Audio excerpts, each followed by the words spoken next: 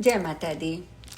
देवता आगे कहते हैं, हे माता, संपूर्ण संसार में ये बात प्रसिद्ध है कि भृगु मुनि के कानन में गए हुए भगवान शिव का लिंग मुनि के शाप के कारण कटकर पृथ्वी पर गिर पड़ा था। अतः जो मनुष्य पृथ्वी पर उन कापालिक शिव को ही भजते हैं, उन्हें इस लोक तथा परलोक में कैसे सुख प्राप्त हो सकता है। शिव से जो गणों के अधिपति गणेश उत्पन्न हुए हैं, उन गणेश को जो लोग भजते हैं, उनकी ये शरणागति व्यर्थ है। हे देवी, वे लोग सभी प्रकार के अभिष्ट फल प्रदान करने वाली तथा सुखपूर्वक आराधनीय आप जगत जननी को नहीं जानते हैं। ये बड़ी विचित्र बात है कि आपने अपने शत्रु दैत्यों पर भी दया करके उन्हें तीक्ष्ण बाणों से रण में मारकर स्वर्गलोक भेज दिया। यदि आप ऐसा न करती तो वे अपने कर्मों के परिणाम स्वरूप प्राप्त होने वाले घोर नरक में बड़े से बड़े दुख और विपत्ति में पड़ जाते। जब ब्रह्मा, विष्णु, महेश आदि देवता भी अहंकार के कारण आपकी महिमा नहीं जानते, तब आपके अप्रतिम प्रभाव वाले गुणों से मोहित तुच्छ मनुष्य आपकी महिमा को कैसे जान सकेंगे।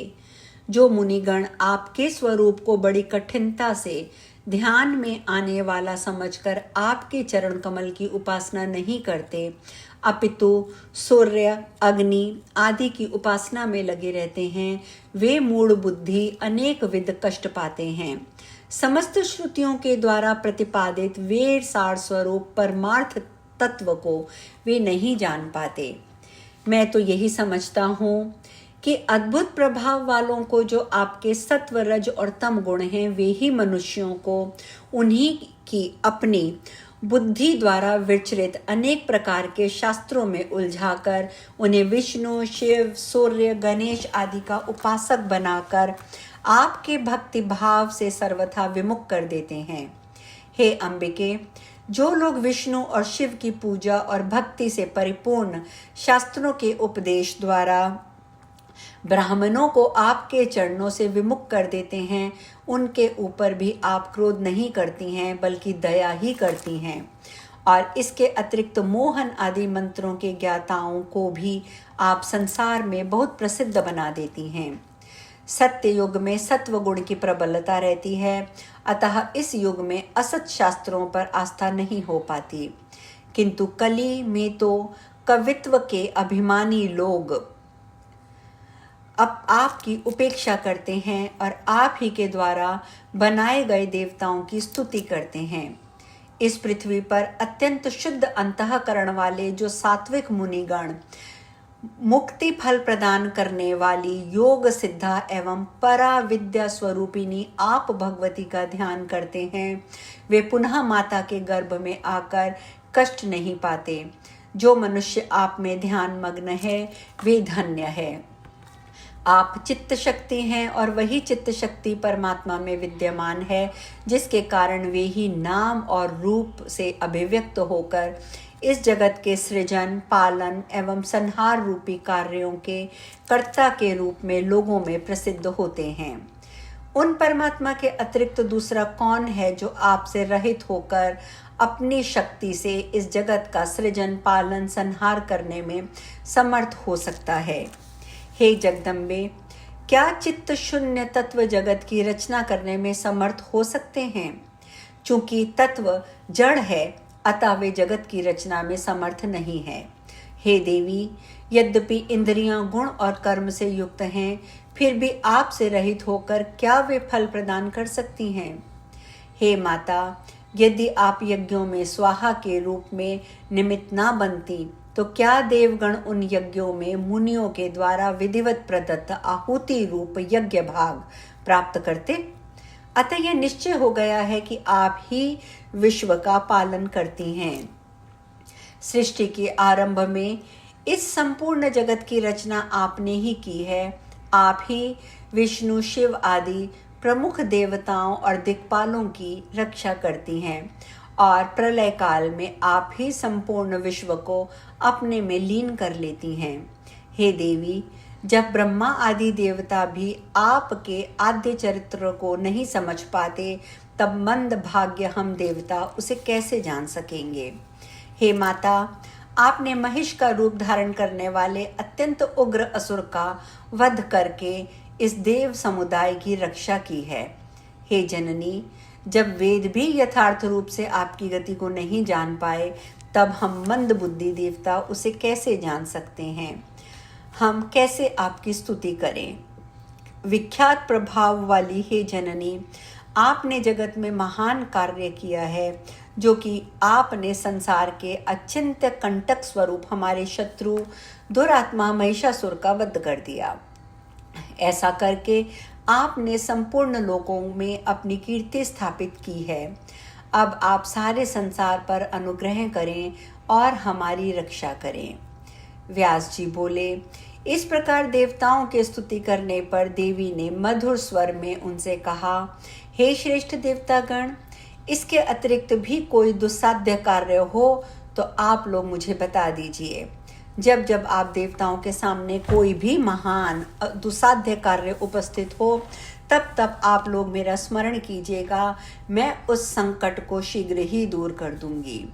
देवता बोले, हे देवी, इस समय आपने हमारा सारा कार्य पूर्ण कर दिया है, जो कि आपके द्वारा हमारे शत्रु महिषासुर मार डाला गया।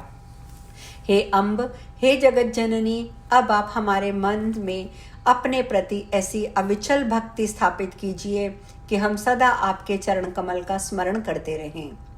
माता ही अपने संतान के हजारों अपराध सह सकती है, ऐसा समझकर लोग जगत की उत्पत्ति स्वरूपा भगवती की उपासना क्यों नहीं करते? इस देह रूपी वृक्ष पर जीवात्मा और परमात्मा रूपी दो पक्षी रहते हैं। उन दोनों में सर्वदा मित्रता बनी रहती है, किंतु उनका तीसरा सखा ऐसा कोई भी नहीं है जो अपराध को सह सके।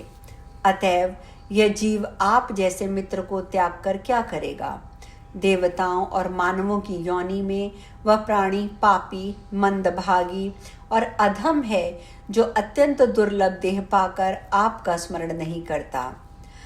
हम मन, वाणी और कर्म से बार बार ये सत्य कह रहे हैं कि सुख अथवा दुख पर प्रत्येक परिस्थिति में एकमात्र आप ही हमारे लिए अद्भुत शरण हैं। हे देवी, आप अपने समस्त श्रेष्ठ आयुधों द्वारा हमारी रक्षा करें। आपके चरण कमलों की धूलि को छोड़कर हमारे लिए और कोई दूसरा शरण नहीं है। व्यास जी कहते हैं, इस प्रकार देवताओं की स्तुति करने पर जगदम्बा वहीं अंतर्ध्यान हो गईं। तब उन्हें अंतर्हित देखकर देवता बड़े विस्मय में पड़ गए। इतना सब सुनने के पश्चात जनमेजय जी पुनः बोले, हे मुने, अब मैंने भगवती के अत्यंत अद्भुत और जगत को शांति प्रदान करने वाले प्रभाव को तो देख लिया। फिर भी हे द्विजवर, आपके मुखरवंद से निकली हुई सुधामय कथा को बार बार सुनते हुए भी मुझे तृप्ति नहीं हो रही। अब आप बताएं, भगवती के अंतर्ध्यान हो जाने पर उन प्रधान देवताओं ने क्या किया? देवी का वह परम पावन चरित्र मनुष्यों के अल्प पुण्यों से प्राप्त हो सकना सर्वथा दुर्लभ ही है। अल्प भाग्य वाले मनुष्य को छोड़कर भगवती के कथा श्रवण में सदा तत्पर कर्णपुट वाला ऐसा कौन होगा जो देवी के कथा अमृत से तृप्ति प्राप्त कर लेता है? जिस कथा अमृत का पान करने से मनुष्य अमृतत्व प्राप्त कर लेता है, उसे जो आदरपूर्वक नहीं पीते, उन मनुष्यों को धिक्कार है। भगवती जगदम्बा का लीला चरित्र देवताओं और बड़े बड़े मुनियों के लिए रक्षा का परम साधन है। यह लीला चरित्र मनुष्यों को संसार सागर से पार करने के लिए एक नौका है। कृतज्ञ जन उस चरित्र को भला कैसे त्याग सकते हैं? जीवंत, मुक्त तथा मोक्ष की कामना करने वाले अथवा रोगग्रस्त जो कोई भी सांसारिक प्राणी हो, उन सब को चाहिए कि वे कर्णपुट से भगवती के इस सर्वार्थदायक कथामृत का पान करते रहें। जब मुक्त प्राणी तक उस कथा अमृत का पान करते हैं, तब मुक्ति से वंचित जन इसका पान क्यों ना करें? यह अनुमान करना चाहिए कि जिन लोगों ने अपने पूर्व जन्म में सुंदर कंद पुष्पों, चंपा के पुष्पों तथा बिल्व पत्रों से भगवती का पूजन किया है, वे ही इस जन्म में भूतल पर भोग और ऐश्वर्य से संपन्न राजा होते हैं। जो मनुष्य पवित्र भारत भूभाग में ये मानव शरीर पाकर भी भगवती की भक्ति से रहित है और जिन्होंने उनकी आराधना की है, वे सदा धन धान्य से हीन, रोगग्रस्त और निसंतान रहते हैं। साथ ही वे लोग दूसरों के दास बनकर निरंतर घूमते रहते हैं। वे आज्ञाकारी होकर दूसरों का भार ढोया करते हैं। वे दिन रात स्वार्थ साधना में लगे रहते हैं, फिर भी अपना पेट भरने तक के लिए अन्न नहीं मिलता। अतएव हे सत्यवती नंदन, अब आप कृपा करके भगवती के उत्तम चरित्र का वर्णन कीजिए। हे महाभाग, आपने अभी कहा कि वे तुरंत अंतर्ध्यान हो गईं। स्वर्गलोक अथवा मृत्युलोक, किस जगह वे भगवती भुवनेश्वरी प्रतिष्ठित हुईं? वे वहीं पर विलीन हो गईं या वैकुंठ धाम में विराजने लगीं, अथवा वे सुमेरु पर्वत पर विराजमान हुई? अब आप मुझे ये सब यथार्थ में बताएं। अब इन प्रश्नों का व्यास जी ने क्या उत्तर दिया, ये चर्चा कल करेंगे। जय माता दी।